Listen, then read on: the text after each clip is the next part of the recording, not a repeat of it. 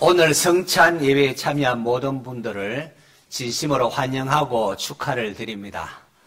성찬식에 참여한다는 것이 얼마나 복된 일인지요. 자신이 죄인이라는 사실과 자신의 연약함을 아는 사람에게 성찬식은 그야말로 축복의 예식입니다. 이 성찬식은 예수님께서 잡히시던 밤에 친히 제정하신 것입니다. 십자가를 지시기 바로 전날 밤 예수님께서 제자들과 함께 마지막 유월절 만찬을 나누실 때에 떡을 주시며 이렇게 말씀하십니다. 이것은 너희를 위하여 주는 내 몸이라. 너희가 이를 행하여 나를 기념하라 하십니다. 그리고는 또 잔을 주시면서 이 잔은 내 피로 세우는 새 언약이니 곧 너희를 위하여 붓는 것이라 라고 하십니다. 예수님께서 주신 떡과 잔은 단순한 식사 나눔이 아니었습니다. 그것은 우리를 위하여 십자가에서 찢기시고 흘리실 주님의 몸과 피를 의미하는 것이었습니다. 주님께서는 이렇게 하시고는 이것을 새 언약이라고 말씀하십니다. 오래전에 이스라엘 백성이 애굽에 노예 생활하다가 해방받고 나왔을 때에 시내산에서 하나님과 언약을 맺었습니다. 언약은 상반간의 계약 아닙니까? 상반간에 맺는 계약입니다.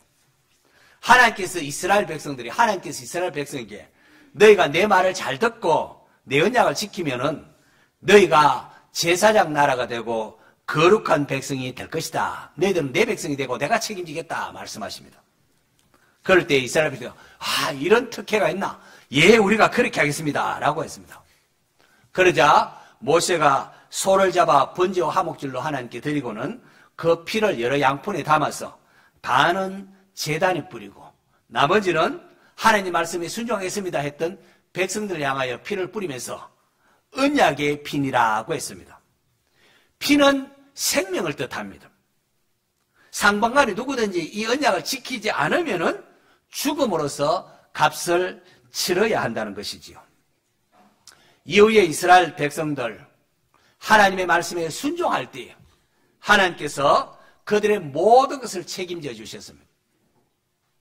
필요할 때마다 일용할 양식을 주셨고 각종 질병도 없게 하셨고 적들의 위험으로부터 지켜 보호해 주셨습니다. 우리가 믿는 하나님은 신실하신 하나님이십니다. 언약에 신실하신 분입니다. 우리도 언약에 신실하기를 원하십니다. 자, 하나님의 언약에 신실하신 분이신데 이스라엘 백성들은 하나님의 언약에 신실하지를 못했습니다. 그들은 하나님의 언약을 지키지 아니하고 하나님이 아닌 다른 우상들을 섬기고 열방들을 섬기고 또 하나님 사랑, 이웃 사랑이 담긴 율법을 지키지 않고 미워하고 죄를 지었습니다. 이로 인하여 결국은 북이스라엘은 아수르에 의하여 망하게 되고 남유다도 바벨론에 의하여 완전히 철저하게 망하게 됩니다. 절망에 처했던 이스라엘 백성입니다. 근데 바로 그때에 하나님께서 에레미야 선지자를 통하여 보라, 날이 이르리니 내가 이스라엘 집과 유다 집에 새 언약을 맺으리라고 예언하게 하십니다. 새 언약은 시내산에서 맺은 언약과 같지 않다고 하셨습니다. 그러면서 주신 말씀이 에레미야서 31장 33절. 자, 우리 같이 한번 읽어볼까요? 시작.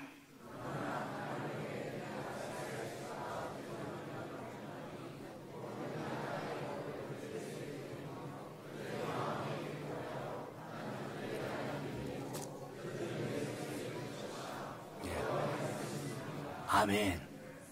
출애굽 당시 모세를 통하여 맺은 언약은 돌판에다가 하나님의 율법을 새기셨는데 새 언약은 돌판이 아니라 어디요?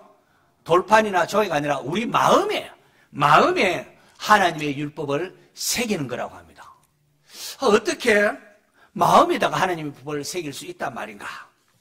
이 질문을 마음에 담아두고 계속해서 말씀을 살펴보겠습니다.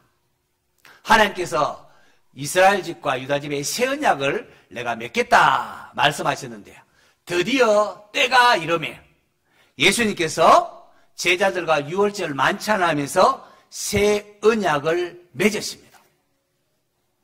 새 언약, 예수님께서 내 피로 맺는 새 언약이라 말씀하십니다. 이 새 언약은 옛 언약과 아주 중요한 차이가 나타납니다. 언약은 계약하는 당사자들이 있는데 옛 언약은 시내산에서 하나님께서 모세를 통하여 이스라엘 백성들과 언약을 맺었습니다. 모세에게 친히 하나님께서 돌판에 새긴 율법을 주시고 이것을 가지고 출애굽한 이스라엘 백성들에게 언약을 맺게 합니다. 자, 이런 점에서 옛 언약의 중보자는 모세라 말할 수 있습니다. 하지만 이스라엘 백성들은 하나님의 율법을 받고도 돌판에 새긴 율법을 받고도 행하지 못했습니다. 순종하지 않고 거역함을 통하여 광야에서 죽기도 하고 그리고는 나중에 아수르와 바빌론에 의하여 철저히 망하고 말았습니다. 이게 무엇을 보여주는 것이겠습니까? 율법의 행위로는 하나님 앞에 의롭다 하심을 얻을 육체가 없다는 것을 알려줍니다. 율법으로는 이게 죄구나, 내가 죄를 지었구나, 그것을 깨달을 뿐입니다. 율법을 우리가 지킴으로 하나님 앞에 의롭다함을 얻을 수는 없었습니다. 없다는 겁니다. 그리고는 하나님께서 율법 외에 하나님의 한 의가 나타났는데 그게 무엇인가 하면은 예수 그리스도를 믿음으로 말미암아 의롭다 해주시는 하나님의 의입니다. 그것이 바로 새 언약에 담겨져 있습니다. 하나님께서 이스라엘 백성들이 율법을 지키지 못한다는 것을 보시고 또 아시고는 새 언약을 장차 날이 이를 텐데 이제 새 언약을 세우겠다 그렇게 말씀하십니다. 새 언약은 성부 하나님을 대신하여 성자 예수님께서 새 이스라엘 대표하는 12지파를 대표하는 12사도들과 맺은 언약입니다. 새 언약의 중보자는 예수님이십니다. 새 언약은 옛 언약과는 달리 우리의 행위가 아니라 오직 하나님의 은혜로 구원함을 받는 것을 말하고 있습니다. 이 잔은, 이 떡은 너희를 위하는 내 몸이고 너희를 위하여 붓는 내 피니라 하셨습니다. 예수님께서 자신의 찢기신 몸, 자신이 흘리신 피로 우리의 죄를 대신 담당하겠다는 게 새 언약입니다.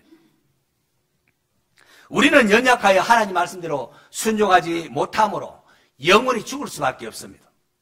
그런데 새 언약의 중보자이신 예수님께서 친히 율법을 이 땅에 사람이 되어오셔서 율법을 다 이루셨고 죄가 전혀 없으심에도 불구하고 죄를 지은 우리를 대신하여 희생 제물이 되셔서 몸이 찢기시고 피 흘려 죽어 주셨습니다. 할렐루야. 성경을 보시면 모든 사람이 죄를 범하였음에 하나님의 영광이 이르지 못하더니 그리스도 예수 안에 있는 속량으로 말미암아 죄값을 치름으로 말미암아 하나님의 은혜로 값없이 의롭다 하심을 얻은 자 되었느니라. 우리를 사랑하사 그의 피로 우리 죄에서 우리를 해방하시고 그의 아버지 하나님을 위하여 우리를 나라와 제사장으로 삼으신 그에게 영광과 능력이 세세토록 있기를 원하노라. 아멘. 때가 참에 하나님이 그 아들을 보내사 여자에게 나게 하시고 율법 아래 나게 하신 것은 율법 아래 있는 자들을 속량하시고 죄값을 치르시고 우리로 아들의 명분을 얻게 하려 하심이라. 너희가 그 은혜로 인하여 믿음으로 말미암아 구원을 받았나니 이것이 너희에게서 난 것이 아니요 하나님의 선물이라. 행위에서 난 것이 아니니 이는 누구든지 자랑하지 못하게 하려 함이라. 성경은 온통 예수님의 속량으로 말미암아 우리가 죄 용서함 받고 의로워지게 되었다고 선포하고 있습니다. 성도 여러분, 거룩하신 하나님은 죄를 조금도 용납할 수가 없습니다. 근데 모든 사람은 죄를 범함에 하나님의 영광에 이르지 못하게 되었습니다. 죄의 대가는 죽음입니다. 결국 모든 인류는 죄로 인하여 영원한 죽음에 처했습니다. 그야말로 절망이었습니다. 인간의 힘으로 구원받을 방법이 없습니다. 그런데 하나님께서 이러한 우리에게 구원의 손길을 펼치십니다. 하나님이 세상을 이처럼 사랑하사 독생자를 주셨으니 이는 그를 믿는 자마다 멸망하지 않고 영생을 얻게 하려 하심이라. 하나님이 우리를 사랑하사 독생자 예수님을 이 땅에 보내셨습니다. 그리스도께서 우리를 위하여 저주받은 바 되사 율법의 저주에서 우리를 속량하셨으니 라고 했습니다. 예수님 왜 십자가에 달려 하나님 저주를 받았다고요? 우리를 위하여 대신 저주를 받으신 것입니다. 그래서 율법의 저주에서 우리에게 죄값을 대신 치른 겁니다. 성도 여러분, 이 새언약에 담긴 의미를 아셔야 됩니다. 새언약은 우리를 하여금 무거운 율법의 굴레에서 해방시켜줍니다. 나의 모든 죄가 예수 그리스도의 피로 씻음을 받았다는 겁니다. 우리는 연약하게 넘어질지라도 주님께서 우리를 붙잡으시고 내 피로 내가 너를 구원했다 하면서 우리를 하여금 믿는 자를 구원해 주십니다. 할렐루야. 이 새언약에 근거한 성찬 이식은 우리를 하여금 죄에서 자유하게 하고 영원한 죽음에서 생명으로 옮기신 하나님께 감사하게 합니다. 앞서 질문한 내용으로 좀 돌아갑니다. 새 언약은 돌판에 새긴 율법이 아니라 우리의 마음에 하나님의 율법을 새긴다고 했습니다. 어떻게 우리 마음에 하나님의 법을 새길 수 있습니까? 에스겔서 36장 26절 27절을 보겠습니다. 같이 읽습니다. 시작.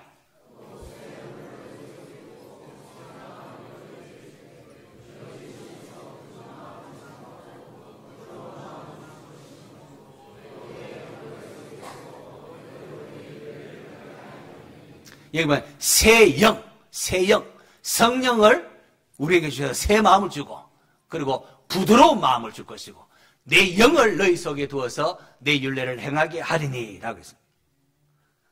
우리의 마음에 하나님 법을 새긴다는 것은 하나님의 성령을 우리 마음에 보내주심으로 가능하게 됐다는 겁니다. 성령님은 하나님의 말씀으로 우리의 심령을 새롭게 합니다. 성령님께서 하나님의 말씀을 깨우치시고 말씀대로 살아갈 수 있는 능력을 주십니다. 여기에 또 다른 예언서가 있는데 요엘서에 나와 있습니다. 요엘서 2장 28절 29절 또 같이 한번 봅니다. 시작.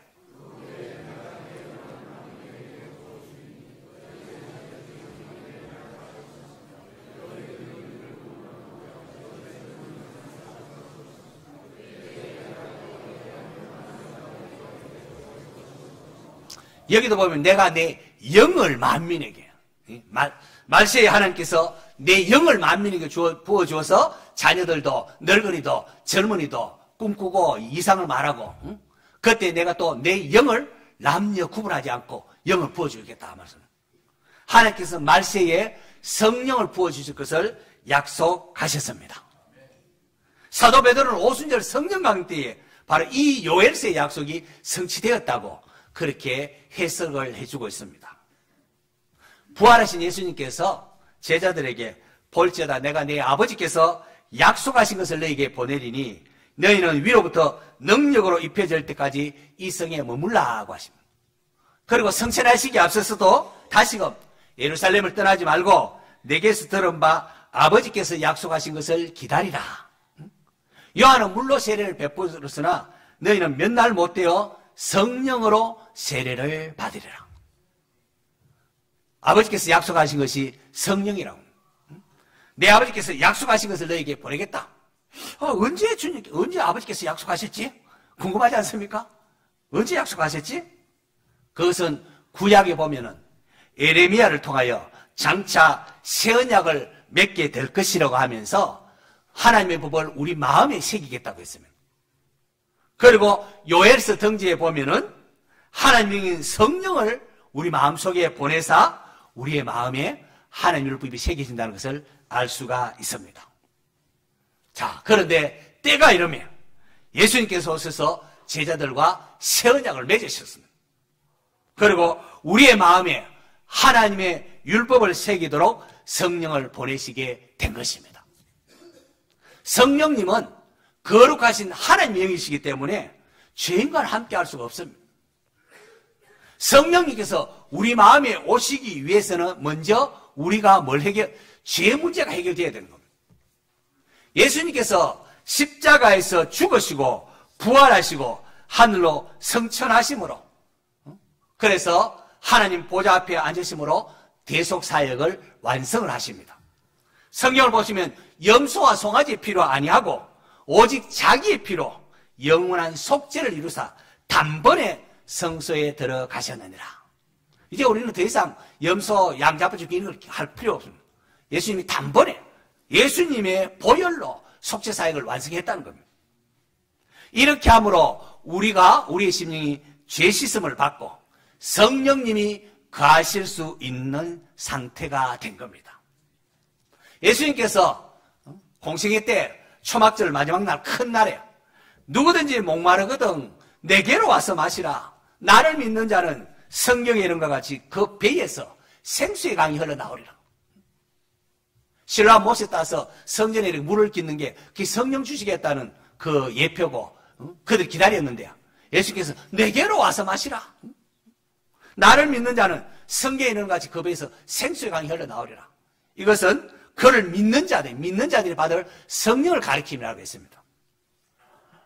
그런데 요한복음 7장 39절을 보면 예수께서 예수님 공생의 기간 동안은 아직 영광을 받지 않으셨으므로 성령이 아직 그들에게 계시지 아니하시더라고. 아직 제자들에게 성령이 심령에 아직 계시지 않습니다. 영광을 아직 받지 않았기 때문에. 여기서 영광은 예수님의 십자가 사건을 뜻합니다. 요한복음은 이 십자가 사건을 하나님이 사랑이시구나 라는 것을 계시해 주시는, 드러내는 영광의 사건으로 표현을 합니다. 예수님의 그 대속의 죽음으로 인하여 우리가 죄 용서함을 받았습니다. 그리고 이것을 우리가 죄 용서함 받았다는 것이에요. 그래서 죽음이 물러간다는 것이 보증하는 게 예수님의 부활입니다. 부활하신 주님께서 성천하셔서 하나님 보좌에 앉으셔서 드디어 약속하신 성령을 보내주십니다. 예수님께서 성천하셔서 하나님의 보좌에 앉으셔서 왕으로서 첫 번째 하는 사역이 아버지께로부터 약속하신 성령을 보내신 것입니다. 성천하신 주님이 하신 사역입니다.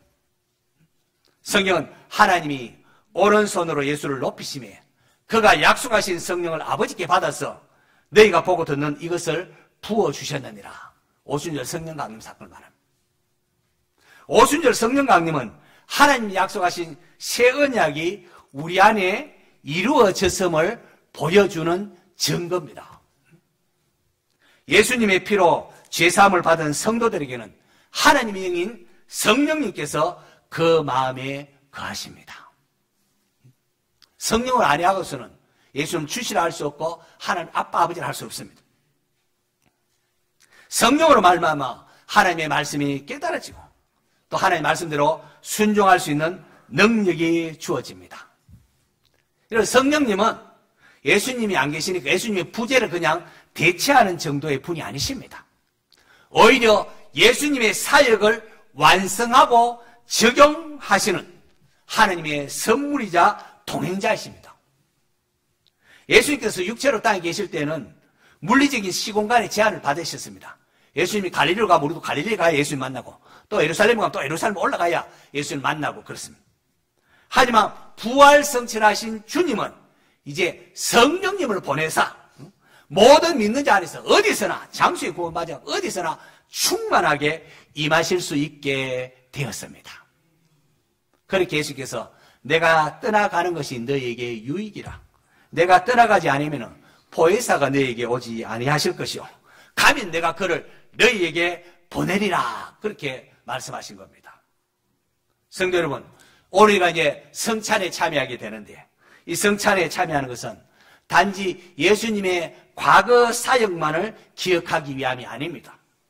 예수님은 지금도 살아계셔서 약속하신 성령님을 보내셔서 이 자리에 함께하고 계십니다. 우리에게 정인의 사역을 사명을 맡기시면서 볼지어다 내가 세상 끝날까지 너희와 항상 함께 있으리라고 말씀하셨는데 어떻게 해요? 성령님을 보내서.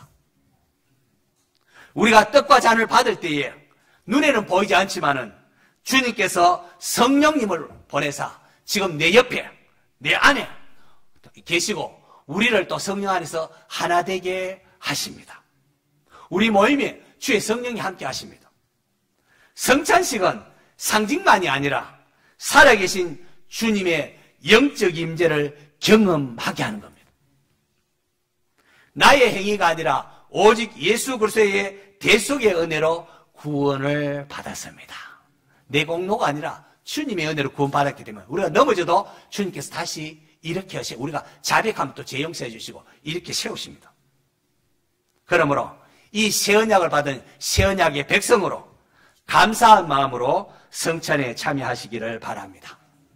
성찬에 참여하는 모든 분에게 주님께서 보내신 성령으로 말미암아 감사와 기쁨이 가득하게 되기를 축원합니다.